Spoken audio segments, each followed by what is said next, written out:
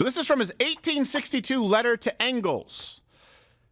It is now absolutely clear to me that as both the shape of his head and his hair texture shows, he descends from the Negroes who joined Moses' flight from Egypt, unless his mother or grandmother on the paternal side hybridized with a, and I'm going to not whitewash this, hybridized with a nigger. Now this combination of Germanness and Jewishness with a primarily Negro substance necessarily creates a strange product.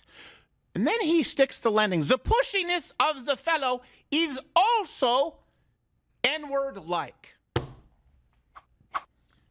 Wow, that is... So he's using it in its context to say, God forbid we mix because N-words are inferior, is what Karl Marx is saying there. It's not that he just said it out of context. He wasn't singing along to Kanye's Dropout. If you read his writing, he firmly believed that black people were inferior to white people. You know who else believed that?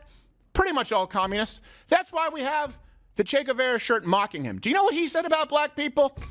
This is the thing that people they try and say far right-wing Nazis, far left-wing communists. No, it's actually really very similar, because for communism to work, they believed that you had to have a society of people who would work. And so it was very puritanical as far as race. And so it was, we need to eliminate this race. We need to eliminate these hucksters. We need to eliminate these liars.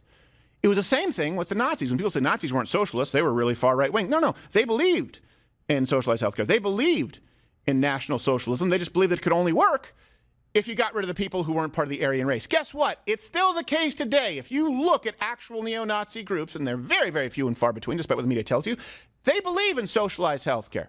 They believe in all sorts of social safety nets and welfare benefits. They just believe that it would only work if you got rid of the Mexicans and blacks. If